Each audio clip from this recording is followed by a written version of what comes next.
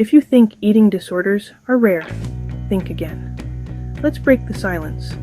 From anorexia to binge eating, these disorders don't discriminate. They affect people of all ages and backgrounds. It's not just about food. It's about mental health. Recognize the signs. Drastic weight changes, food obsession, and isolation. If you or someone you know is struggling, reach out. Support and understanding can make all the difference.